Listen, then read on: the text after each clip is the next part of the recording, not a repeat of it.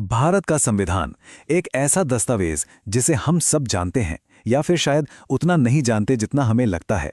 क्या कभी सोचा है कि इसका एक पूरा का पूरा हिस्सा, जी हां, एक पूरा पार्ट बस गायब हो गया? एक ऐसा चैप्टर जो आज संविधान की किताबों में है ही नहीं। तो चलिए आज इसी ऐतिहासिक रहस्य से पर्दा उठाते हैं। तो सवाल ये है कि भारतीय संविधान का एक पूरा हिस्सा आखिर गया तो गया कहाँ? देखिए, साल था 1956। इसी साल संविधान के पार्ट 7 और आर्टिकल 238 को हमेशा के लिए हटा दिया गया। पर ऐसा क्यों हुआ? इसकी क्या जरूरत पड़ गई? चलिए इसी गुत्थी को सुलझाते हैं। अच्छा, इस पूरी कहानी को समझने के लिए ना हमें थोड़ा टाइम ट्रैवल करना पड़ेगा। चलिए चलते हैं सीधे साल 1950 में। उस वक्त का भारत आज के भारत जैसा बिल्कुल नहीं था। मतलब जो नक्शा हम आज देखते हैं वो वैसा था ही नहीं। देश को चलाने के लिए उसे 4 अलग-अलग तरह के राज्यों में बांटा गया था। और यही क्लासिफिकेशन, यही बंटवारा पूरी कहानी की जड़ है। देखिए, सबसे पहले थे पार्ट ए स्टेट्स। ये वो पुराने प्रांत थे जहां पहले ब्रिटिश गवर्नर्स का राज था, जैसे बॉम्बे और मद्रास। फिर आते थे पार्ट बी स्टेट्स। इनमें हैदराबाद और मैसूर जैसी बड़ी बड़ी रियासतें थीं। और यहां शासन कौन करता था? राज प्रमुख, जो असल में उन्हीं रियासतों के पुराने राजा महाराजा हुआ करते थे। इसके बाद थे पार्ट सी स्टेट्स। ये छोटे प्रांत थे जहां चीफ कमिश्नर का रूल था। और आखिर में था पार्ट डी, जिसमें सिर्फ एक ही इलाका था, अंडमान और निकोबार द्वीप समूह, जो सीधे सीधे केंद्र सरकार के कंट्रोल में था। तो अब सवाल उठता है कि पार्ट 7 और आर्टिकल 238 का इससे क्या लेना देना? यहीं पर असली कनेक्शन है। ये कानून बनाया ही गया था खास तौर पर सिर्फ और सिर्फ पार्ट बी स्टेट्स के लिए। मतलब वो रियासतें जहां अभी भी पुराने शासकों का अच्छा खासा दबदबा था, तो उनके लिए एक अलग एडमिनिस्ट्रेटिव सिस्टम बनाया गया था। और ये कानून किसी और तरह के राज्य पर, मतलब ए, सी या डी पर लागू होता ही नहीं था। लेकिन जैसा कि होता है, ये 4 हिस्सों वाला सिस्टम ज्यादा दिन तक चलने वाला नहीं था। आजादी मिलते ही पूरे देश में एक नई लहर उठी।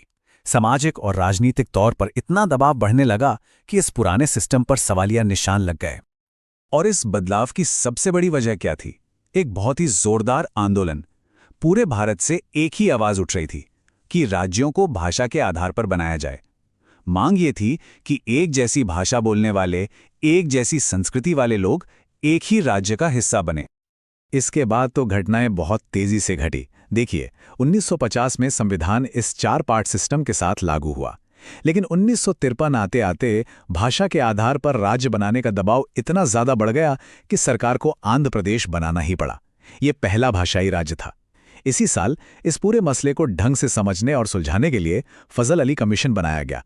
और फिर आया वो साल 1956, जब इसी कमीशन की सिफारिशों के आधार पर 7वां संविधान संशोधन पास हुआ और इसने सचमुच भारत का नक्शा हमेशा के लिए बदल दिया।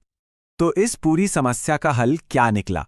और हाँ, वो हमारा पहला सवाल कि संविधान का एक हिस्सा गायब कैसे हो गया? इसका जवाब इसी नए दौर की शुरुआत में छुपा है। फजल अली कमीशन की जो सिफारिशें थीं वो एक तरह से क्रांतिकारी थीं। उन्होंने कहा ये जो ए, बी, सी, डी वाला कॉम्प्लेक्स सिस्टम है, इसे पूरी तरह से खत्म कर दो। उनकी सलाह एकदम सीधी और साफ थी। पूरे देश को सिर्फ 2 कैटेगरीज में बांटो, स्टेट्स और यूनियन टेरिटरीज, यानी राज्य और केंद्र शासित प्रदेश। और ये बदलाव, ये कोई छोटा मोटा बदलाव नहीं था। सोचिए, 1956 से पहले क्या था? Part A, B, C, D राज्यों का एक उलझा हुआ सा सिस्टम। और 1956 के बाद एक बिल्कुल साफ सुथरा सरल सिस्टम जिसमें सिर्फ राज्य थे और केंद्र शासित प्रदेश। और मजे की बात यह है कि यही सिस्टम आज भी हमारे देश में चल रहा है। और यहीं पर हमारे रहस्य से पर्दा उठता है।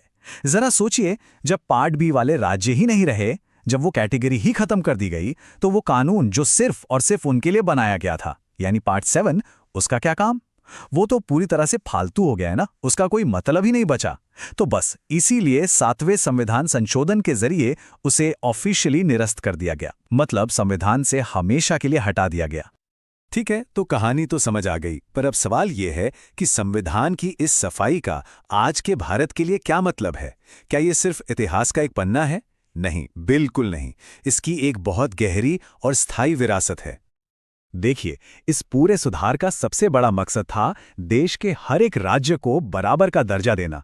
अब कोई पार्ट ए या पार्ट बी वाला चक्कर नहीं था, कोई छोटा कोई बड़ा नहीं, बल्कि सभी राज्य भारतीय संघ का एक बराबर हिस्सा थे। अगर इसे सीधे सीधे शब्दों में समझें तो पार्ट 7 को हटाना इसलिए जरूरी था ताकि भारत के सभी राज्यों को एक समान जमीन पर लाया जा सके, किसी भी तरह का भेदभाव खत्म हो और सबसे जरूरी उस राज्य व्यवस्था की नींव रखी जा सके जो आज हमारे भारत की पहचान है।